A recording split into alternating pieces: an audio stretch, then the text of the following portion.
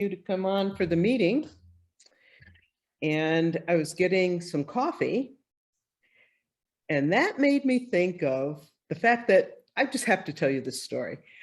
I went into a coffee shop and I started asking for what I thought was a typical coffee, and she kept saying, "What? What do you want? What was that?" And finally she got really exasperated and she put her hands on her hips and she said, "Are you talking Starbucks to me?" And you know what? I was. Oh, that's funny. And yeah, and I thought, oh, ratchet that back a little bit and just ask for coffee with cream and no sugar. That will do it.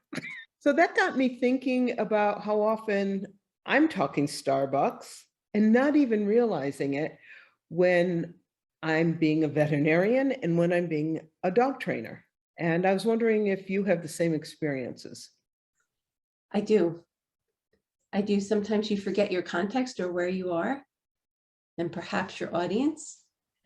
So you're talking in terms that someone else may understand, but this audience doesn't quite know where you're coming from or your frame of reference.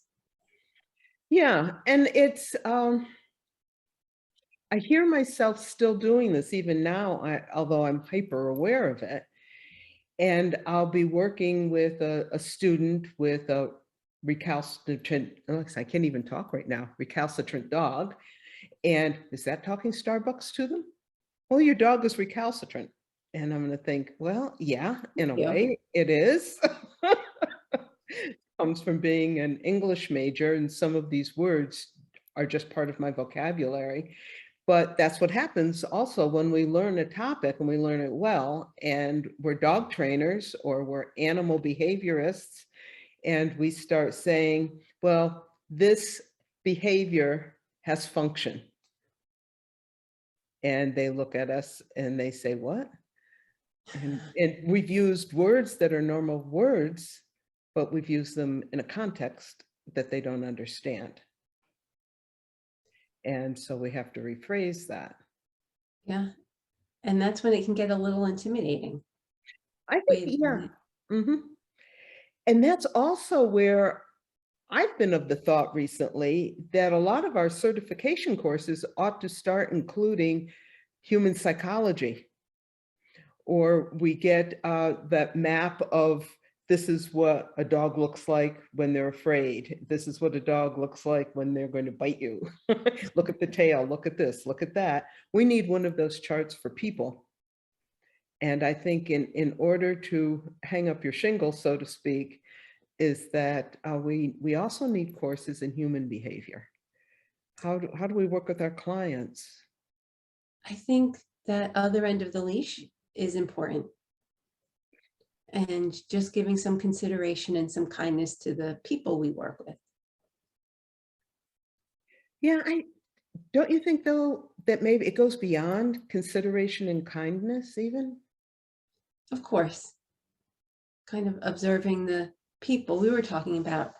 How much do the clients want to understand about what we're doing with the behavior? How far do they want to take it? What are their goals? And how animal trainers are really good at reading the animal they're training and using some of those skills on the people that they're working with might be beneficial. Well, and I think R+ trainers do tend to use a lot of the skills, perhaps. It's when you also come to the explanation that I wonder how many of us fall short because we're so eager to impart our knowledge. And if they only could understand what this dog is doing, why that lion is behaving the way it is in these terms, then somehow that person is going to be able to solve that animal's problem, which of course isn't true. Knowing the vocabulary doesn't mean that you can execute the ideas, but I feel that's where I lose people a lot. And sometimes I don't know how to put these terms into more simple, more easily understood by the non-professional language, because it takes so long. There's a reason we have some of these words. It packs a whole lot into one word or a phrase. Yes, And to explain that phrase can take 15 or 20 minutes, and people's eyes have glazed over by that time. right. So it's In got to family go. medicine, they often talk about a biopsychosocial approach. And I don't like that word, Me either. but I haven't found a better one where they want to look at the whole person and their health. So it's not just biology, it's not just psychology, and it's not just a social environment. It's the whole context of the person. Mhm. But they just chopped up a few words and put them all together.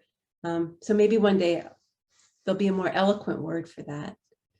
And then But we'll still have to be able to explain the eloquence. yes. Mhm. But do you think that you're better at it now than you used to be? Yes. And honestly, it's not that I didn't know this and that we aren't taught it, especially in veterinary schools. I'm sure in medical school, you're taught that too, that you shouldn't come out sounding like a book. Right. And, but I think that it really hits home in the training situation to me. I have a feeling it's because doctors are often thought of as people that you're not going to understand. I mean, they come in thinking they're not going to understand what I'm saying, even though I'm trying really hard to help them understand. And some people just say, well, I don't really care. Just tell me what we're going to do about it. And, but people desperately want to understand their pets. They really do. That's why they're paying you to help them, because it hurts them if they feel their pet is hurting, and they really want to know why. It's different. The same but different. And so Yeah. yeah, I am better at it. So that's something a little bit hopeful. Yes, Practice. it is. Yeah. Practice brings Yeah. improvement. Mhm. And just the And thoughtfulness mhm. of it, the awareness of it. Yeah. Do you find that when you're training that sometimes one of your students walks out and you're all proud of yourself that you know you did this great job, they understand, they're going to go home, do their homework, and then you find out later on that they got in their car and called a friend who called you and said, hey. Well, and it's funny because the ones that stick out to me are the ones that seem so obvious in that introduction class, where we're going to do this run, and it's a scent work or nose work class. We're going to do this run, and then we're going to put the dog up. And then it'll be another dog's turn. And then I'll come out of the ring. He's like, well, what do you mean put the dog up? Put him back in his crate? Or I'm like, oh, it's just some of the language we use, the jargon we use in class that becomes second nature. And when you get that intro class, it's like, oh, we're gonna, run blind. Well, what does that mean? Well, that just means you won't know where the hides are. But it's helpful when you have a client who's comfortable enough to say, I don't know what you mean. And then you can break it down. Yeah.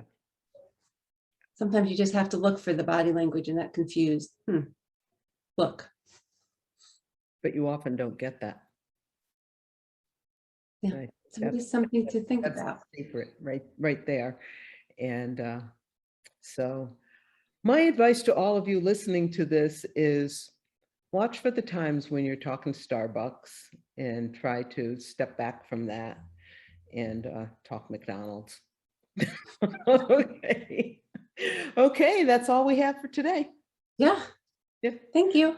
Okay, bye.